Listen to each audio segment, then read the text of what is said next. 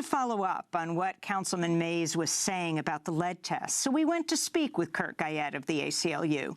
He's actually an investigative reporter who's just won Michigan Journalist of the Year. We asked him about the work he did with Professor Mark Edwards, a nationally recognized lead contamination expert at Virginia Tech. Sitting around one night thinking, how can we get to the truth? How can we get this beyond what was at point he said, she said kind of thing?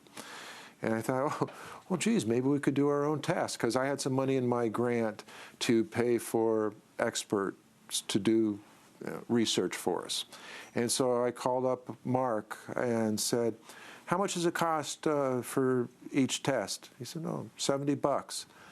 How much does it cost, or how many do you need, how many homes do you need to sample to get a scientifically valid sample? He said, oh, 50 at minimum, 100 would be better. So we started talking with the citizens, seeing if they thought we could pull it off. They were very confident that we could pull it off.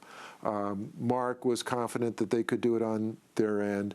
And so there was like this unique collaboration, really, between the scientists at Virginia Tech, me as a journalist becoming involved in it, and then the citizens themselves, who are really, again, in the forefront of, getting all these test kits distributed throughout the city.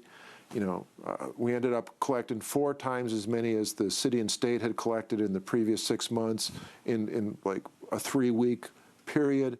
And then there was Dr. Mona. Yes. Explain what she did over at Hurley Medical Center, the pediatrician. So in August of 2015, the citizens working with Mark Edwards and this whole team of Virginia Tech, who were working around the clock. On this side, we're working like crazy to get the kits distributed and collected and making sure we're keeping track of everything, which was complicated. But, they were doing it with the index cards and everything. And then as soon as the sample kits started being returned, 12 at a time, we'd box them up and send them back to Virginia Tech. And they're working around the clock to get them analyzed, because as soon as they start seeing the results, they're going, oh no, this is bad. This is bad. By the time they got the first 24 bottles, they knew. There were so many with elevated levels that they knew that this was a crisis. And so they created a website, the flintwaterstudy.org website, which is incredible.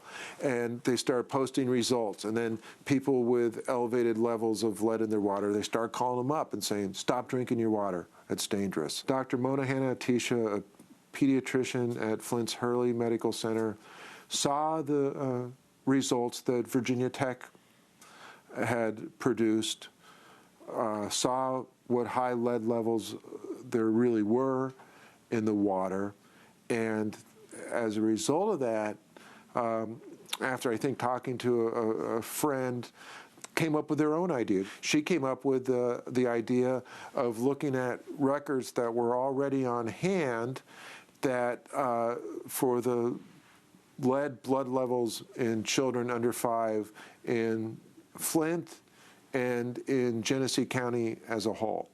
And what she found in analyzing thousands of samples was that after the switch was made to the river, the percentage of children in Flint with elevated levels of lead in their blood doubled. Michigan Reporter of the Year, Kurt Guyette. This is a Democracy Now! Special, Thirsty for Democracy, the poisoning of an American city. We'll be back in a minute.